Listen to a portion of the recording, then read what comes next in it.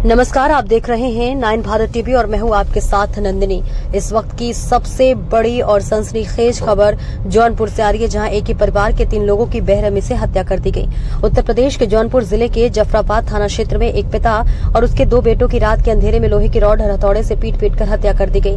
मृतकों की पहचान लालजी, उनके बेटे गुड्डू कुमार और यादवीर के रूप में हुई है। तीनों की मौत उस वक्त हुई जब वे अपने वर्कशॉप में सो रहे थे।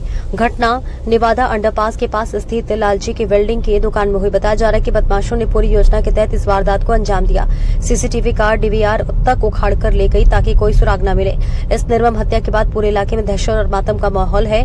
स्थानीय लोगों का कहना है कि लालजी का परिवार शांत स्वभाव का था, किसी से कोई दुश्मनी नहीं थी। सूचना मिलते ही पुलिस अधीक्षक डॉक्टर कस्तूब, फॉरेंसिक टीम और भारी पुलिस बल मौके पर पहुंचा और जांच शुरू कर दी है। तो वही एसपी कस्तूब ने बताया कि हत्या की गुत्थी सुलझाने के लिए 8 पुलिस टीमें गठित की गई हैं, जो लगातार दबिश दे रही है। फिलहाल इस ट्रिपल मर्डर से जिले में हड़कंप मच गया है। सवाल यह है कि आखिर कौन है वो हैवान जिन्होंने एक परिवार को रातों खत्म कर दिया, और क्या पुलिस हथियारों तक पहुंच पाएगी? जवाब जल्द मिलने की उम्मीद है। ये जनपद जौनपुर थाना जफराबाद अंतर्गत नेवादा बाईपास, इस जगह पर लालजी वेल्डिंग वर्क करके एक प्रतिष्ठान है। इसमें इसके मालिक गुड्डू कुमार और साथ में इनके पिताजी लालजी और इनके भाई यादवीर। आज सुबह इनके बहनोई द्वारा पुलिस को सूचना दी गई कि यहाँ पर ये मृत अवस्था में मिले हैं। यहाँ पर आकर जब पुलिस की टीमों द्वारा पूरे एरिया को सील ऑफ किया गया और चेक किया गया है, तो इन तीनों मृतक जो हैं, जो एक ही परिवार के हैं, पिता और 2 भाई हैं, इनके ऊपर किसी भारी हार्ड ब्लंट ऑब्जेक्ट से वार किया गया है इनके सरों पे, जिससे इनकी मृत्यु होना प्रतीत हो रहा है। पुलिस द्वारा पूरे एरिया को कॉर्डन ऑफ कर लिया गया है।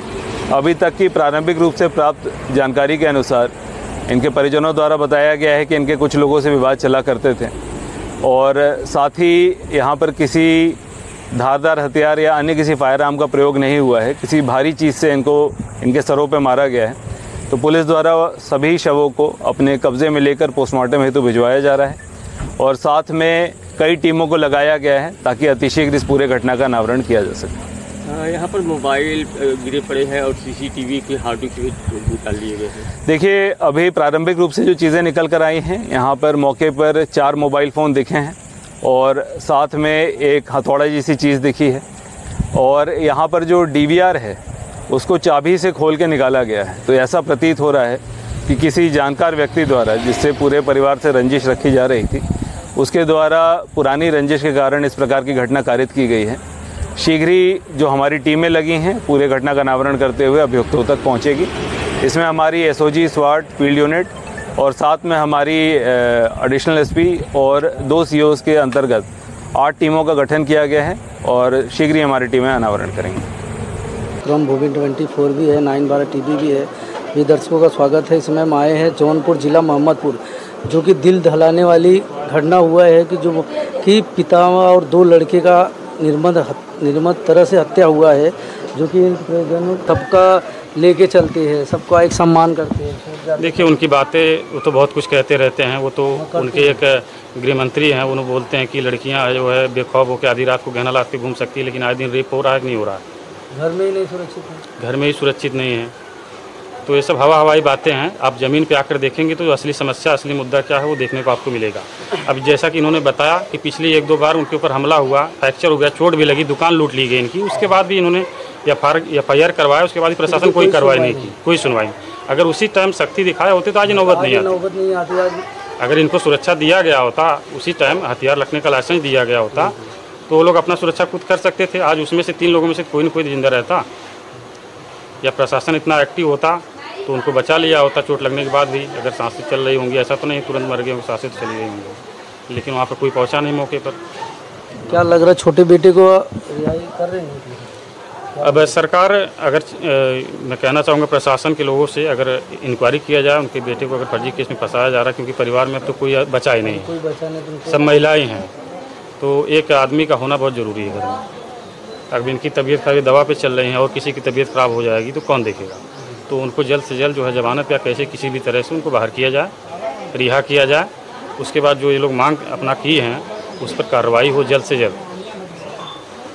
चलिए बहुत बहुत धन्यवाद। जो कि देख अभी माता जी हैं जो कि पीड़ित परिवार के, इनकी मतलब पति जी थे, 2 बेटा था, निर्मम तरह से हत्या हुआ और उनका एक बेटा छोटा बच्चा बेटा था जो कि पहले से किसी केस में मतलब फंसा के उनको जेल में डाला गया है।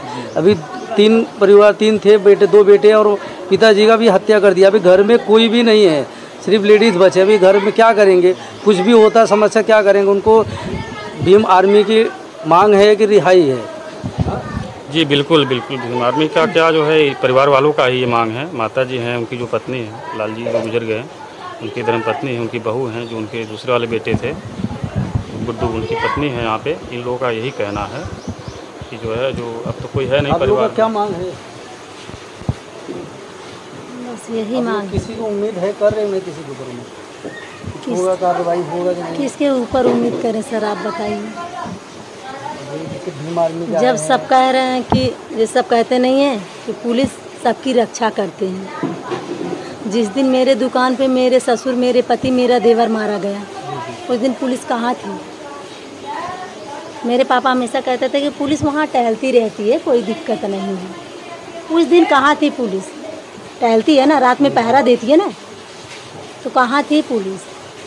पुलिस सिर्फ घटना होने के बाद ही पहुंचती है। पुलिस घटना होने के बाद पहुंचती है, इधर उधर की बातें करती है। बस वो सोचती है कि इधर उधर की बातें करके केस को दबा दिया जाए। जहाँ लूटने का रहता है वहाँ जाएंगे, जहाँ उतरेंगे बस यही अभी चल भी रहा है। बस हम तो यही मांग करेंगे, आगे भी करते आए हैं, अब भी कहेंगे उन सबको फांसी मिले और मेरे देवर को रिहाई मिले। रिहाई मिले, उन लोग को फांसी। बिल्कुल। चलिए दर्शकों, आप पीड़ित परिवार देख लिए। अब उनका माता